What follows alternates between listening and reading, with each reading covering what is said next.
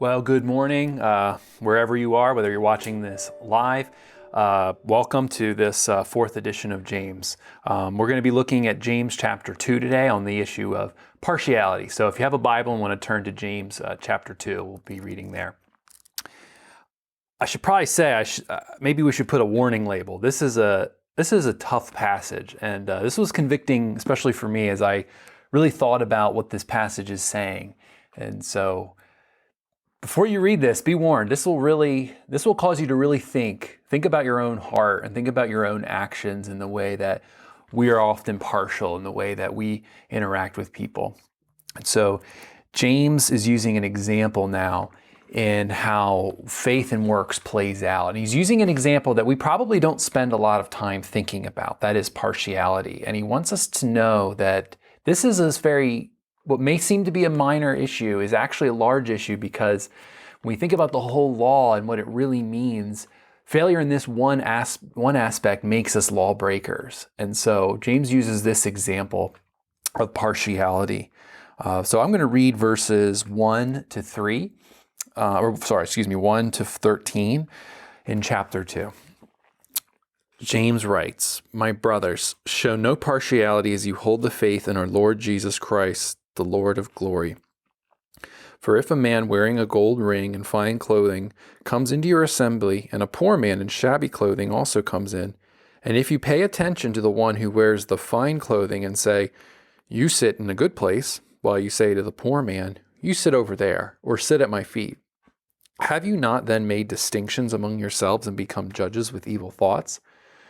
Listen, my beloved brothers, has not God chosen those who are poor in the world to be rich in faith and heirs of the kingdom, which he has promised to those who love him? But you have dishonored the poor man. Are not the rich the ones who oppress you and the ones who drag you into court? Are they not the ones who blaspheme the honorable name by which you were called? If you really fulfill the royal law according to scriptures, you shall love your neighbor as yourself, you're doing well. But if you show partiality, you are committing sin and are convicted by the law as transgressors. For whoever keeps the whole law but fails in one point has become accountable for all of it. For he who said, 'Do not commit adultery,' also said, 'Do not murder.'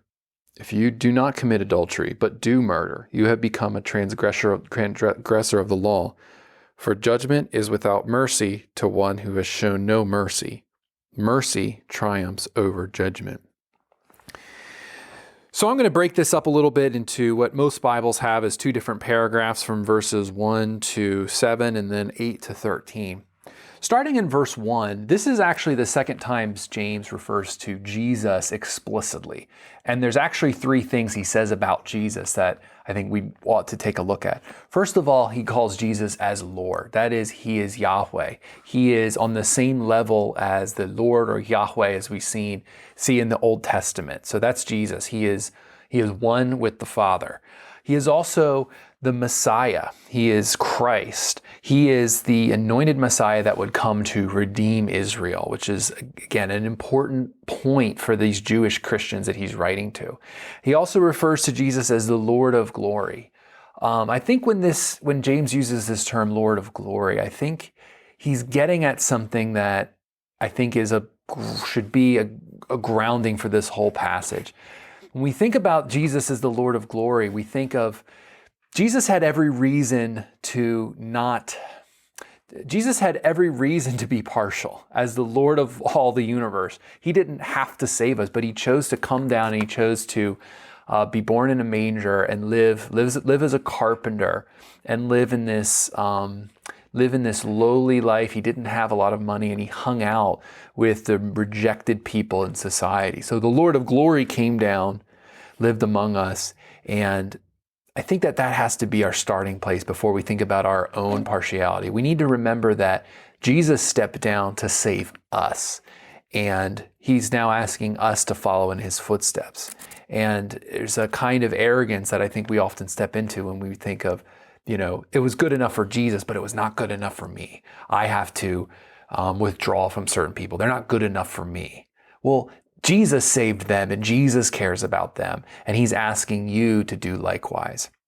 So there's a couple things that James says about Jesus. So what's the setup in this this passage? Well, he's clearly telling a story in a hypothetical. So he's talking about an assembly of people, and there seem to be some kind of ushers that are telling certain people where to sit.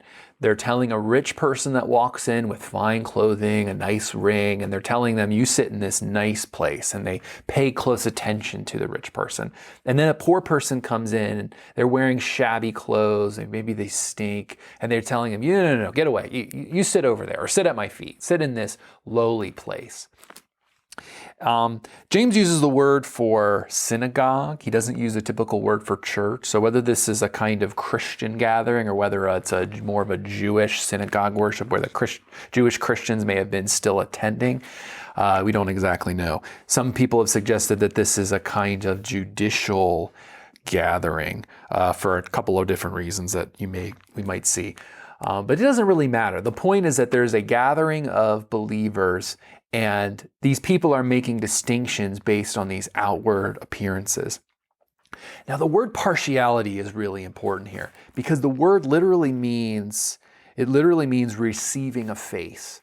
And as far as we know, this is a word that first appears in the New Testament. It may have been coined by the early church as a Greek way of saying what the Old Testament uses when it describes as God not being partial. Again, receiving the face.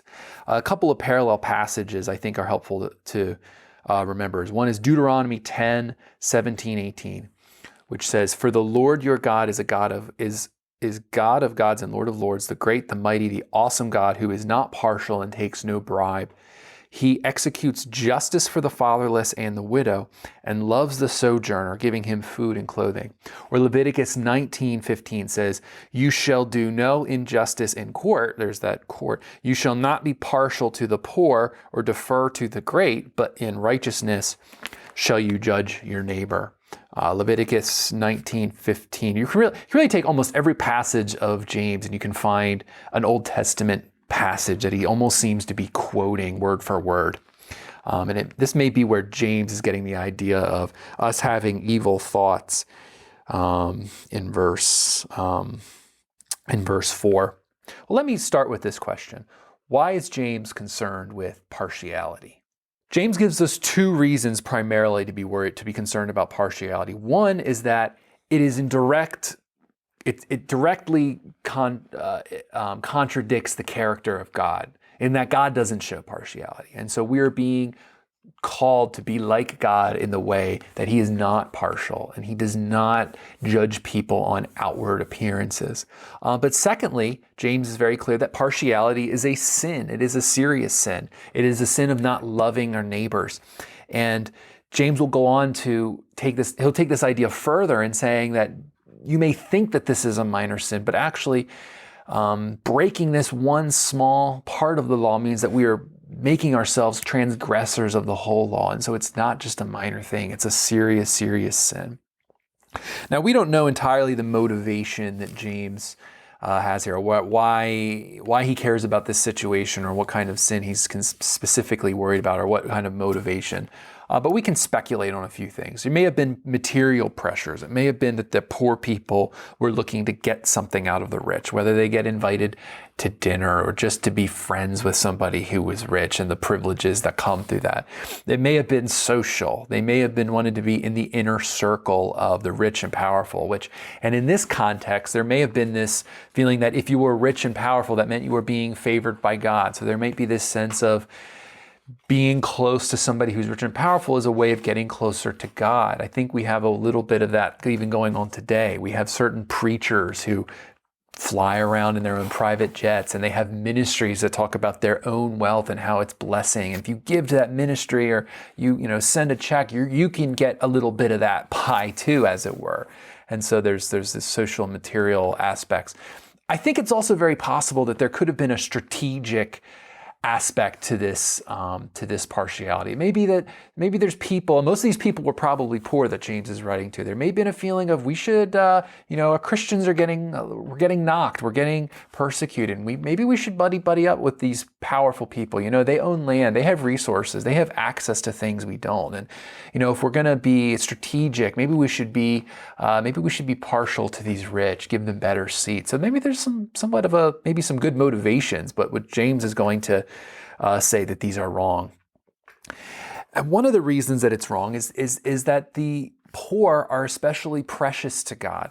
Read verse 5. Listen, my brothers, has God not chosen those who are poor in the world to be rich in faith and heirs to the kingdom? James is reminding to readers that to disregard the poor is to disregard the very people that God has seen as especially precious and especially privileged in his kingdom. And working through the poor is a gracious act of God. It's not that the poor are actually less sinful or more pure. It's that God is choosing to do a work in them in ways that he hasn't chosen to do in the more privileged members of society. And it's the height of arrogance to say that the group of people that God has chosen to work through aren't good enough for us. God may save them. That's great. But as for me, I'm gonna stick to the people I like. I'm gonna stick to these outwardly appearances.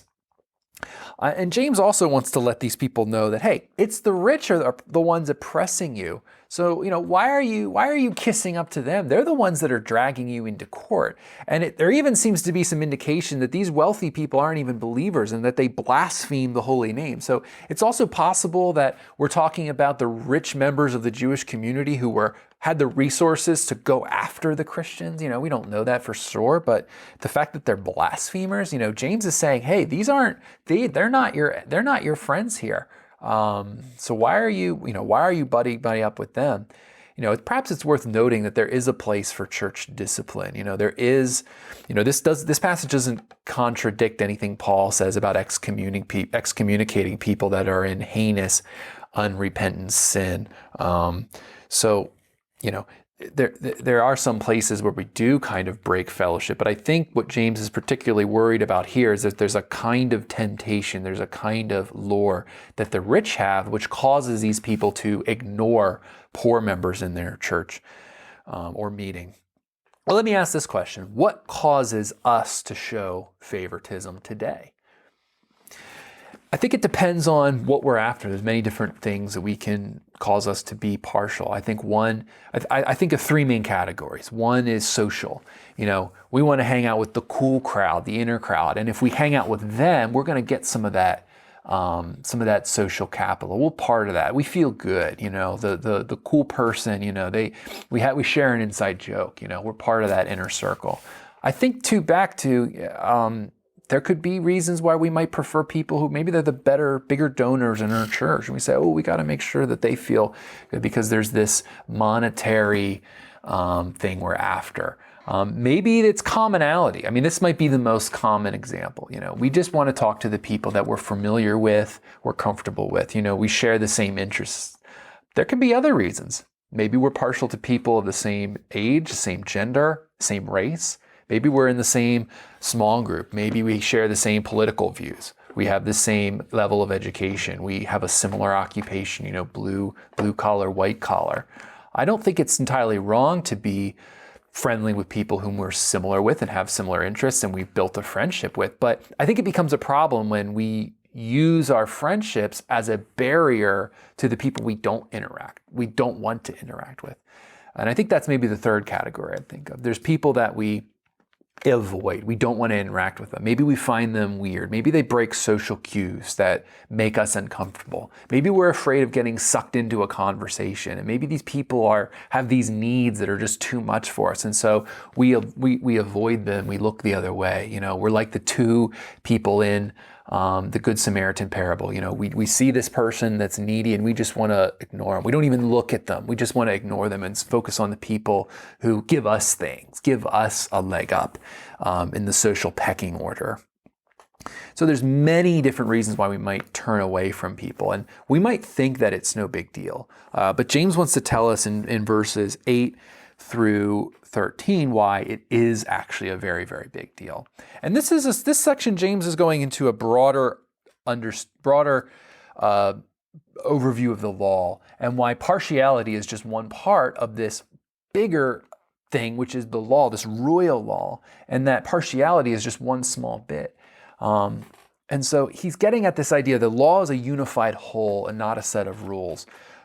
I think very often if somebody was to point out a sin in us, we're probably very quickly to get on the defensive and say, yeah, but I'm good in these areas, That doesn't work here. James is saying it's a whole, the disregard for one portion of the law makes you a transgressor, makes you a lawbreaker. You have no disregard for the law if one small iota is too much for you to follow. And isn't that the way we are?